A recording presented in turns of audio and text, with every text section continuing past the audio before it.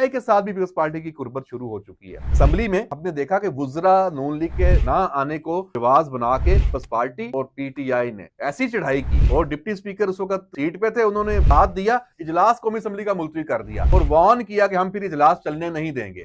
अस्सलाम वालेकुम व्यूअर्स, मैं हूं अहमद मंसूर। मुज़ाकरात की ही बात है, उसी से जुड़ी खबरें हैं और साथ ही साथ मौलाना फजलुर रहमान की जो नाराज़ी है मदारस के बिल के हवाले से, उसमें भी कुछ पेशरफ्त हुई है और मामला सुलझता हुआ फिलहाल नज़र नहीं आ रहा। यकीनन इसके पीछे कुछ कोशिशें हो रही हैं, लेकिन अभी उसके नताइज आना बाकी हैं। उसके लिए पार्लियामेंट का जो मुश्तरका इजलास है वो 16 दिसंबर को बुलाया जा रहा है और उस इजलास में ये सारी जो कानून साजी जो पेंडिंग है, अगर एक ईवान से कोई बिल मंजूर हुआ है और दूसरे ईवान से वो नहीं हो सका, तो ऐसे बिल भी इस मुश्तरका इजलास में आएंगे। और ये पुराने दौर में भी कुछ पड़े हुए हैं, पेंडिंग है। जब सदर आरफ अलवी थे और उन्होंने वो बिल वापस भिजवाए थे, उन पे दस्तखत नहीं किए थे, वो वाले बिल भी हैं। और अभी जो सदर मुमलिकत आसिफ अली जरदारी ने जो मौलाना के बिल के साथ किया है कि उनको वापस भेज दिया, इतराज लगा दिए, जिसपे ये सारा तनाज़ा भी शुरू हो चुका है, उस पे वो भी इसमें मुमकिन तौर पे आएंगे। और जाहिर सी बात है, मौलाना की जो टीम है और जो हुकूमती टीम है वो राब्ते में है, ज़ाहिर मान नहीं रहे। मौलाना इस्लामाबाद से डीआई खान में जाके बैठ गए और डीआई खान में उन्होंने जो प्रेस कॉन्फ्रेंस की है, उन्होंने उसमें किसी से भी शिकवा नहीं किया मां सवाए आसिफ अली जरदारी से। और मौलाना का ये शिकवा बनता है, मैं पहले भी बात कर रहा हूं, जो मौलाना का मौकफ मदारस के बिल के हवाले से है और जो दूसरी तरफ जो उलमा कराम और जो मदारस के बोर्ड्स वो इस हवाले से अपना एक अलहदा मौकफ रखते हैं, जो अलामा ताहर अशरफी उनको लीड कर रहे हैं, वो उसमें भी बड़ी जान है। तो इस मामले को सेटल तो होना है, तो इसको आपस में बैठ के कोई कुछ लो और कुछ दो की बात हो जाए। मौलाना ने जो बात की है उस पर हम थोड़ा पहले बात कर लें और आसिफ अली जरदारी के हवाले से भी कुछ इंफॉर्मेशन है, कुछ सवाल मैं उठाऊंगा। वो जो सवाल हैं उस पे ही आपको समझ आ जाएगी कि कोई मामला कहीं गड़बड़ है। और उसके बाद जो पीटीआई के मुज़ाकरात में पेशरफ्त है उस पे भी हम इस वीलॉग के आखिर में बात करेंगे कि मामला कहां जा रहा है। ये अचानक मुज़ाकरात जो अब उस पर इतना हो गया कि सारे फरीक मुज़ाकरात की बातें कर रहे हैं, उससे पहले तो हम बात नहीं करेंगे, बैठेंगे नहीं, वो सूरत हाल चल रही थी। तो इसमें भी कुछ मजे की चीजें हैं। तो मौलाना की जो प्रेस टॉक है, उसकी अगर हम बात करें, उसके मैंने ये कुछ पॉइंट्स हैं ये लिए हैं। एक तो उन्होंने कहा कि इस मदारस के मामले को गैर जरूरी तौर पे गंभीर बनाया गया है। अब किसने बनाया, ये उन्होंने कहा कि समझ नहीं आ रही मामले को गंभीर बनाने वालों को क्या फायदा है।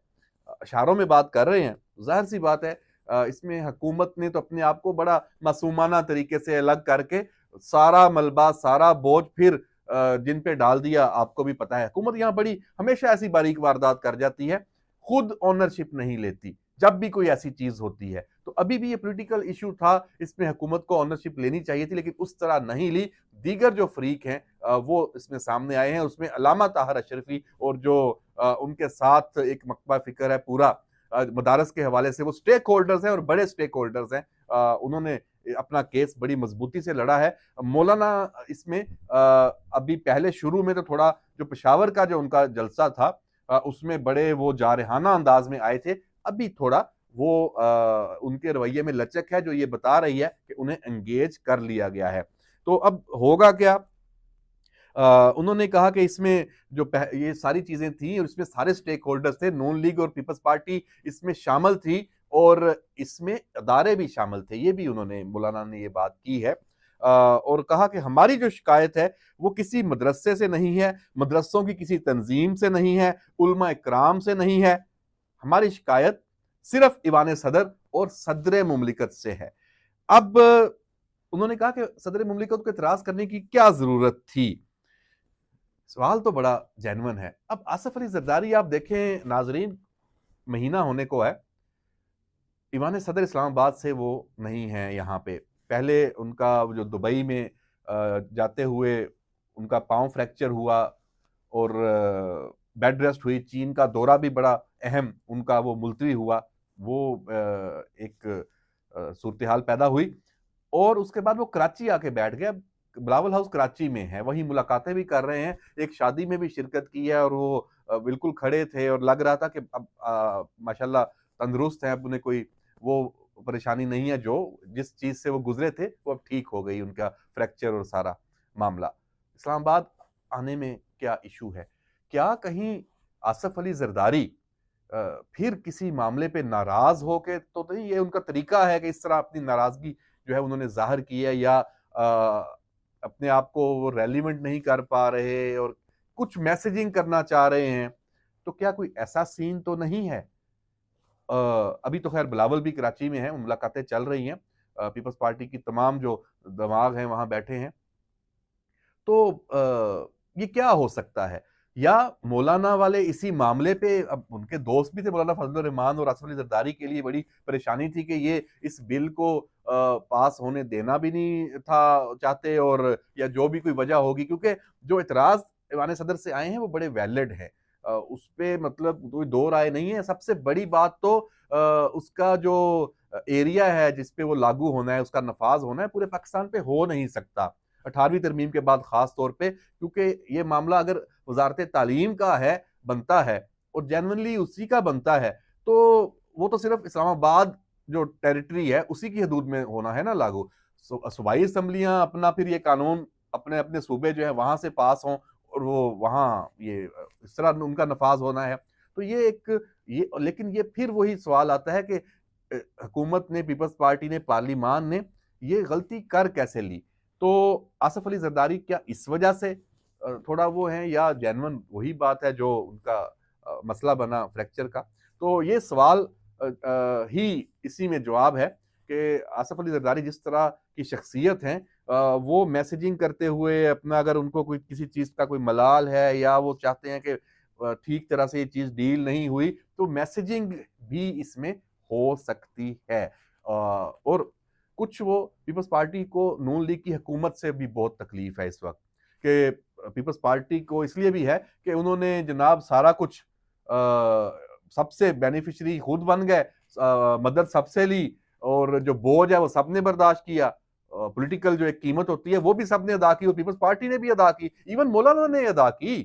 तो इसमें भी है कि ये जो पावर शेयरिंग और काम ना होना, तो इस पे भी एक कमेटी बनी हुई है, तो शायद उसका नतीजा देखने के लिए भी है कि यहाँ होंगे, मुलाकातें होंगी, तो शायद फिर एक वजहदारी है, तो चीजें उस तरह ना हो, तो गुस्सा पीपल्स पार्टी ने दिखाना है, ये खबर है।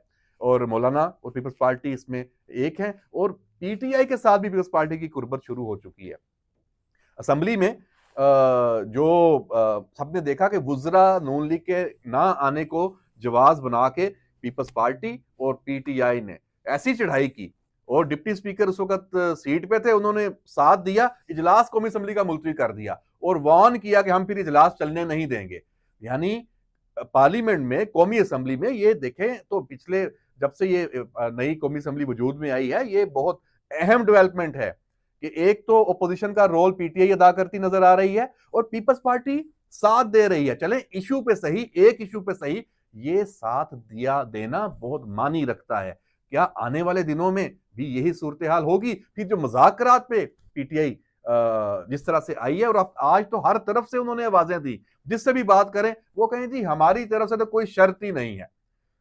बैरिस्टर गोहर से लेके, उमर अयूब से लेके, असद कैसर से लेके, सब एक जुबान बोलते नजर आ रहे हैं कि हम तो मुज़ाकरात हमने करने ही करने हैं, कोई शर्त नहीं है, हमने बैठना है, अभी सिर्फ टीओआर तय कर किए जा रहे हैं। यानी अब टीओआर जब तय करते हैं तो मुज़ाकरात तो शुरू हो गया ना, यानी आप कहीं बैठे हैं ना, एक अमल तो शुरू हो गया, तो आप ये कहते हैं कि अभी शुरू नहीं हुए, अब गलत बयानी कर रहे हैं।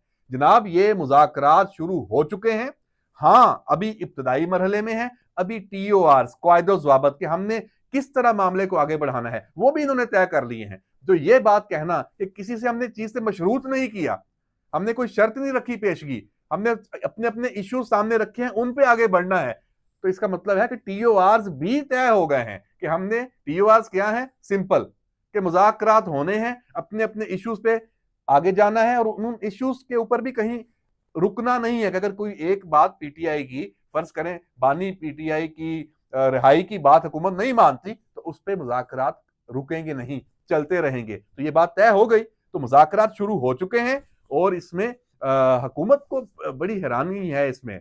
जो हमारे ज़राए बताते हैं कि ये यकायक पीटीआई को हुआ क्या है। अब्दुल कादर पटेल ने एक बड़ा आज जुमला किया, उन्होंने कहा कि पीटीआई इस नहज पे पहुंच गई है कि उन्होंने मुज़ाकरात करने ही करने थे। वो ख्वाजा आसफ भी एक एग्जाम्पल सुनाते होते हैं, 100 गंडे 100 प्याज खा के तो आपने ये काम करना है। और अब्दुल कादर पटेल ने तो कह दिया कि मैं एक ज़रबुल मिसल है, वो कैमरे पे वो नहीं बयान कर सके तो मैं भी वो कैमरे पे वो बयान नहीं कर सकता पूरी की पूरी। तो वो उसका पहला हज़फ कर देते हैं, आप समझ जाएँगे, क्योंकि वो इतनी आम है कि हमारी सोसाइटी में उसका मतलब कोई इश्यू नहीं है। हर बच्चा-बच्चा समझता है इस बात को कि वो पहला जुमला हज़फ किया तो न्याज़ लगी बटने। तो जनाब पीटीआई के साथ ये हो गया है कि अब वो बस मुज़ाकरात की बात कर रहे हैं। तो ठीक है, अच्छी बात है। अगर पाकिस्तान का पॉलिटिकल सिस्टम इसलिए स्ट्रांग होता है, इस्तेहकाम आता है और जो नाजायज़ तरीके से पीटीआई ने इस मुल्क पे हमला किया हुआ है, उसका वो अज़ाला करने पे तैयार होते हैं, तो व्हाई नॉट? लेकिन फिर यही बात जो मैंने कल भी की थी कि इससे इमरान खान, बानी पीटीआई, बुशरा बीबी को कोई बड़ा रिलीफ मिलने जा रहा है और वो बच पाएंगे, फैज़ हमीद वाला मामला भी है और सारा। तो इस वक्त तक बिग नो, कोई चांस नहीं है। आगे सूरत हाल बदलती है तो कुछ कह नहीं सकते। तो इस मुज़ाकरात के मामले पे भी, मौलाना के मामले पे भी और दीगर जो डेवलपमेंट्स पाकिस्तान में और दुनिया में चलती रहती हैं, उससे हम अपने इस वीलॉग पे आपको आगाह करते रहेंगे, इस वीलॉग के ज़रिए। इजाज़त दीजिए, अल्लाह हाफ़िज़।